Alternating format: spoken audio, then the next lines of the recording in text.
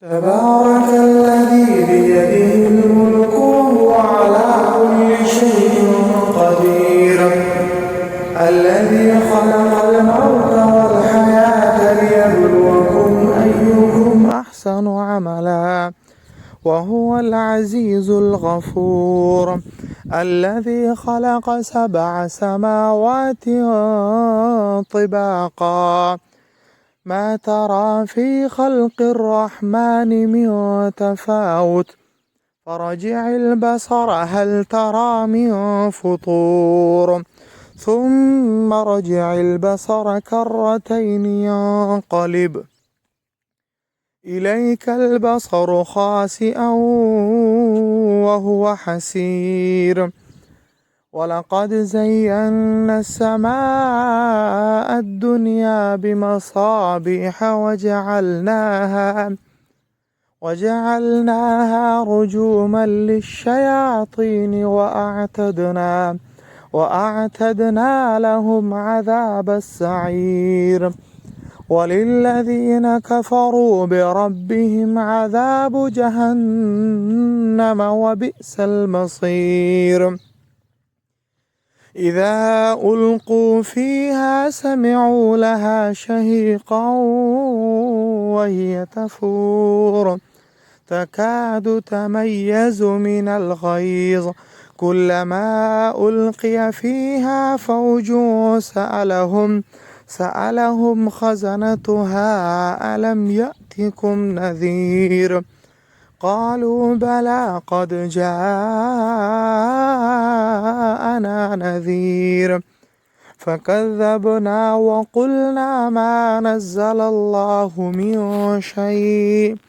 إن أنتم إلا في ضلال كبير وقالوا لو كنا نسمع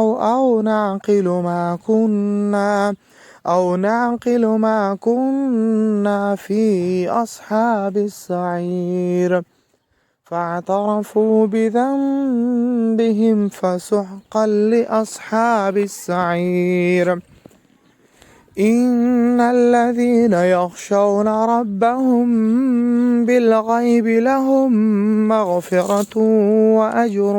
كبير وأسروا قولكم أو اجهروا به إنه عليم بذات الصدور ألا يعلم من خلق وهو اللطيف الخبير هو الذي جعل لكم الأرض ذلولا فامشوا في مناكبها وكلوا من رزقه وإليه النشور أأمنتم من في السماء أن يخسف بكم الأرض فإذا هي تمور أم أمنتم من في السماء أن يرسل عليكم حاصبا فستعلمون كيف نذير ولقد كذب الذين من قبلهم فكيف كان نكير أولم يروا إلى الطير فوقهم صافات ويقبض ما يمسكهن إلا الرحمن إنه بكل شيء بصير أمن هذا الذي هو جند لكم ينصركم من دون الرحمن إن الكافرون إلا في غرور أمن هذا الذي يرزقكم إن أمسك رزقه بل لجوا في عتو ونفور أفمن يمشي مكبا على وجهه أهدى أمن يمشي سويا على صراط مستقيم قل هو الذي